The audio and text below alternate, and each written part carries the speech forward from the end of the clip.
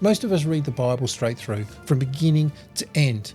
But what if the authors didn't expect us to read it that way? What if the point is hiding in plain sight? My name is Craig and this is Morning Star Quest, where we are delving into the Bible one question at a time. I find this so intriguing, and when I started seeing this, it's all over the Bible. Now, don't get me wrong, it doesn't change any of the meaning of the Bible. It just refocuses us to what the original authors wanted us to see, to know, to understand. And it is mind-blowing. Let me just go here with a start. Now, this is what I'm talking about when I'm talking about palindromes. As you know, it is the same spelt forwards as it is backwards. So here is the same idea. There's an opening idea and the opposite and equal. The A, well, we've got the little tick there, prime, A prime, is the closing idea. It somehow mirrors the first idea. The same with the B, the same with the C, the same with the D, the same with the E. And then we have the center. Now, as I said, in a normal story or our modern stories, most of the time it is front to back and the beginning starts, everything's not quite right, and by the end, we have the Disney ending, or sometimes we have the French ending where everything just goes nuts and crazy and we think, is it going to end there? But that's not how the Bible works. Most of the time, no, not all the time, it is about the center. The center, the center, the center. Genesis, the center of the beginning of Genesis, this is Genesis 1 to 11. God remembers Noah. That is the center. That is the total center of Genesis. A lot of people start with the creation of the world and they think, okay, that's everything, and then they focus on that. The author didn't want you to focus on that. It's still important. It's still critical, so that you know the center. God remembers Noah. Now, of course, God doesn't just suddenly, oh, yeah, I remember Noah. No, this is more, he is remembering a covenant, that he is remembering that Noah and he were in a covenant, and he goes, yes, I am going to remember what I stated, and here it is. And it's almost that everything leads up to it. It goes quiet, God remembers Noah, and then it leads away with an equal and opposite, like a palindrome. Now, scholars say, well, scholars use the word chiasm, and sometimes I don't think it kind of gets into how we understand things today, and it's very scholarly.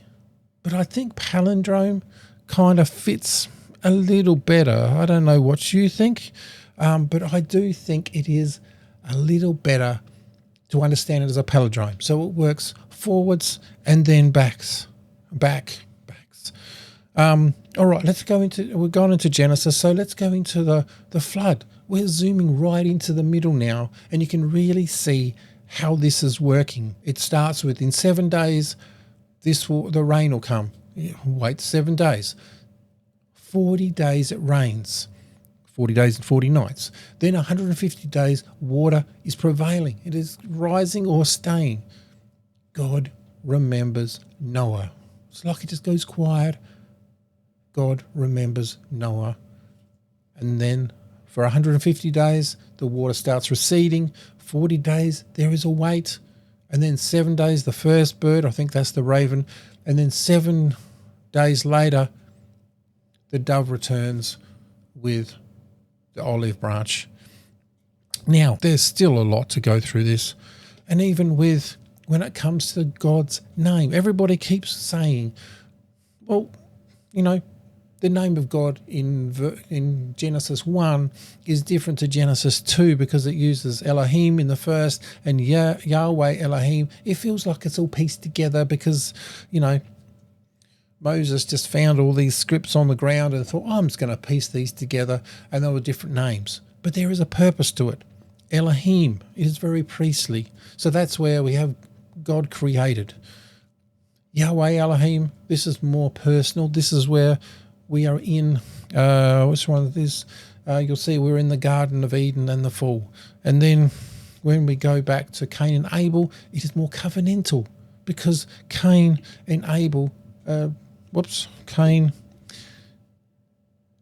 as you know, Cain kills Abel, then God sends him out. And you can see the opposite here with the Tower of Babel. Everybody wants to stay together, but God says, no, you are to go out into the world. These things are so amazing. And if you, like I said, if you can just see this through the whole Bible. I was just reading Joel, and I think it's only 3 verses. The first verse is setting it up. Then there's the center verse where God is saying, you are my people. And then it goes back into the 3rd verse and it talks more about, okay, things are bad, but now we're going to restore it. These things, I don't know how people have missed it for all of these years, but we don't. I mean, if you see and read Revelation, by the way, if you go with Revelation in the modern setting, you kind of think it's futuristic and there's the 666 and there's going to be this and there's going to be that. But there is the center, and it talks about Jesus conquers all. I can't think of the exact words, but as the Lamb is conquering everything. So it's got like chaos coming up and that Satan's coming, and then after that, Satan is conquered. He's dealt with. And forever, the people of God will reside with him in a new earth. And I mean, you could say, yes, that still sounds futuristic. But it is also, in any age, we have evil coming up. And so we could probably point and say, you know, that person is, I can't even remember his name, but we can say that, you know, Revelation is happening right now. They said that 1,000 years ago. They said that 100 years ago. We say that now. But the key thing is those things always happen.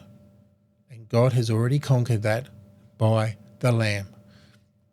There are so many other ones of this, but once you realize, so go here, once you realize that there are so many of these, well, I'll say palindromes, but chiasms in the Bible. And when you find the center, that is what the original author meant for you to see. And that is so fantastic. I want to tell you more about that. And this channel is going to be, I'm going to talk more about that in this channel. So go to Something Awesome for God, and I'll catch you in the next one.